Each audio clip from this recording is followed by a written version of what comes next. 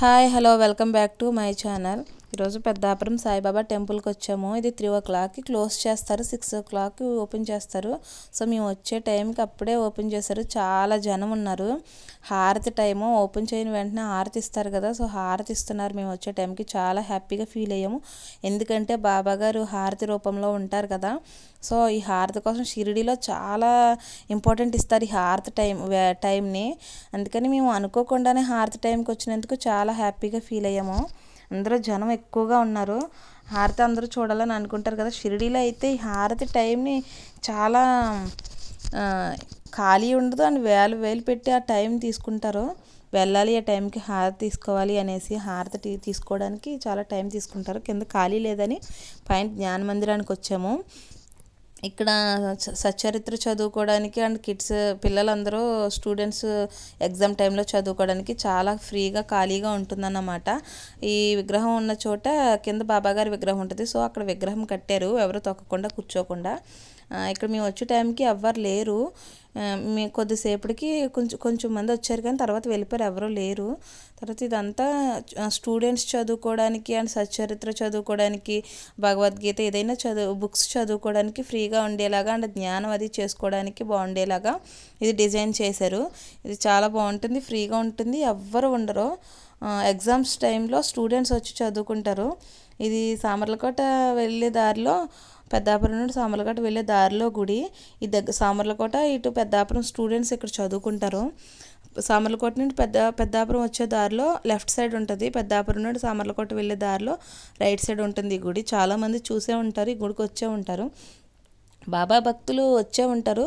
ఎందుకంటే ఇది చాలా పెద్ద టెంపుల్, బాబా టెంపుల్ షిరిడీలోలానే ఉంటుంది. ఇది చాలా పెద్ద గుడి బాబాదే, అందుకని చాలామంది వచ్చే ఉంటారు ఇక్కడికి నాకు తెలిసి.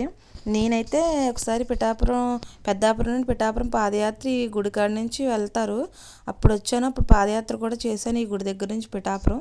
సో అప్పటి నుంచి నేను ప్రతి ఇయర్ ఈ గుడికి వస్తాను. దత్త జయంతి రోజు వెళ్తారు పాదయాత్రగా, అప్పటి నుంచి ఈ గుడికి వస్తాను నేను. దత్త జయంతి రోజు పల్లకిని తీసుకుని పెద్దాపురం నుండి పిఠాపురం వెళ్తాము. మళ్ళీ కింద ఖాళీ అయిందేమో దర్శనానికి వెళ్ళొచ్చని కిందకి వెళ్తున్నాము. స్టెప్స్ ఇవి కిందకి బాబా దర్శనానికి అనేసి. ఖాళీగానే ఉంది, దర్శనానికి వెళ్తాను. అప్పటి వరకు ఖాళీగానే ఉంది. నేను వచ్చే టైంకి మాత్రం పంతులు గారు దండలు ఏవో మారుస్తున్నారు బాబావారి. సో అక్కడికి వచ్చి నేను అక్కడ నిలబడ్డాను దండం పెట్టుకోవడానికి. అంటే బాబాని టచ్ చేసి దండం పెట్టుకుందాం కదా అనేసి అక్కడే నిలబడి ఉన్నాను. ఆయన వెళ్తే పెట్టుకుందామని, కానీ ఆయన చాలాసేపు సర్దుతూనే ఉన్నారు. సాల్వా సర్దుతూ అవి సర్దుతూ అలా ఉన్నారు. నేను ఇంకా అవ్వదు ఈయనతో లేట్ అయిపోతుంది కదా ఇంకా అనేసి నేను దండం పెట్టేసుకుంటున్నాను. అంటే అప్పటికే చీకటి పడిపోయింది, పిల్లల్ని ఇంటి దగ్గర వదిలేసాం కదా, సో త్వరగా దండం పెట్టుకుని ఇంటికి వెళ్ళాలి కదా. వర్షం ఒకటి చాలా ఫుల్గా వర్షం వస్తుంది, ఇంకా ఎక్కువైపోతుంది కదా, ఇంటికి వెళ్ళాలి కదా అనేసి నేను ఇంకా అలానే ఆయన ఉండగానే దండం పెట్టేసుకున్నాను. బయట తీర్థ ప్రసాదాలు అవి తీసుకోవాలి కదా అనేసి. ఇంకా ఒకసారి మళ్ళీ ఆయన వెళ్తారేమో అని చాలాసేపు వెయిట్ చేశాను, కానీ ఆయన వెళ్ళట్లేదు. ఇంక నేను ఈసారి వెళ్ళలేరు, ఇంక నేను వచ్చేసాను. చాలా టైం అక్కడే నిలబడి ఉన్నాను కదా, చూస్తున్నాను అన్నమాట బాబా ఇవన్నీ చూస్తున్నాను. నేను వచ్చిన తర్వాత పంతులు గారు వెళ్ళిన తర్వాత వేరే ఆవిడ క్లీన్ చేస్తున్నారు అక్షింతలు అవన్నీ. ఇంక ఇక్కడ అలా నుంచుని ఉంటే టైం లేట్ అయిపోద్ది కదా అనేసి వచ్చేస్తున్నాను. ఇక్కడ ప్రసాదాలు అవి పెడుతున్నారు, తీర్థ ప్రసాదాలు. అక్కడ ఖాళీ లేరు. నేను ఇంట్రోవర్ట్, ఎవరిని పక్కకి జరగండి అని కూడా అనలేను, అక్కడే నిలబడి ఉన్నాను. అలా చూస్తున్నాను అన్నమాట, వాళ్ళు జరిగినప్పుడే వద్దామనేసి.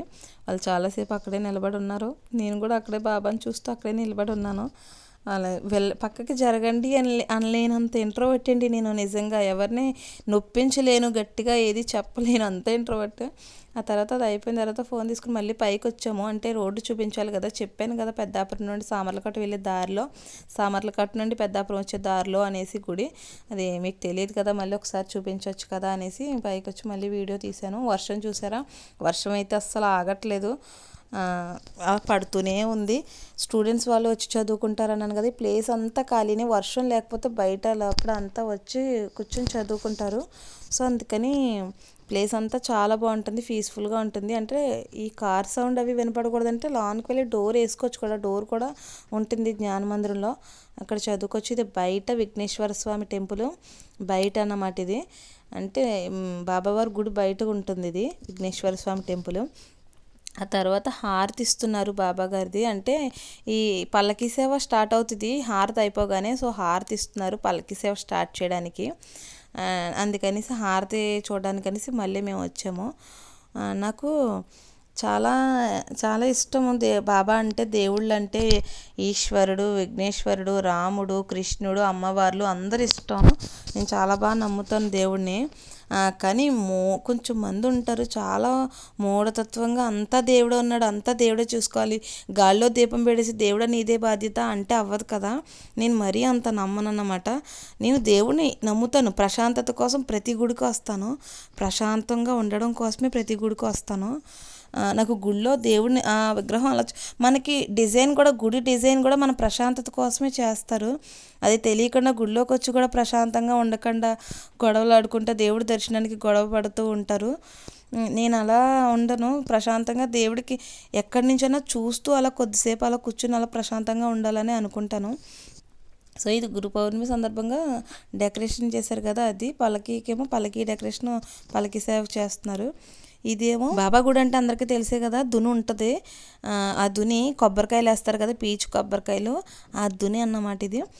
అది కూడా ఒకసారి దర్శనం చేసుకుని ఒక ప్రదక్షిణ చేసేద్దాం కదా అనేసి దుని దగ్గరికి కూడా వచ్చాను. ఇది ప్రతి బాబా గుడిలోనే ఉంటుంది దుని. ఇక్కడ బాబాకి హారతి ఇస్తున్నారు కదా, అలా చేస్తారు చెప్పాను కదా. కొంచెం మంది ఇక్కడ పంతులు గారు హారతి ఇచ్చేసారు, పక్కకు వచ్చేసాం. ఇది మహర్షి గారిది, బాబా గారు ఉయ్యాలది, పడుకునేటప్పుడు ఉయ్యాలది, పవనింపు సేవ కూడా ఉంటుంది కదా. సో అది జనం చూసారు ఎంతమంది ఉన్నారో, జనం చూపించడానికి ఇటు సైడ్ వచ్చాను నేను. చాలా జనం ఉన్నారు హారతి తీసుకోవాలి అని. అదిగో బాబా గారి ఉయ్యాల పవనింపు సేవ. ఇది బయట దత్తాత్రేయ స్వామి టెంపుల్, దత్తాత్రేయుడు గుడి. బాబా గుడి ఉంటే కన్ఫర్మ్ పక్కనే దత్తాత్రేయుడు స్వామి కూడా ఉంటారు. సో ఇది దత్తాత్రేయ స్వామి గుడి. వీడియోని ఇస్తే లైక్ చేయండి, షేర్ చేయండి, ఛానల్ సబ్స్క్రైబ్ చేయండి. Thank you all.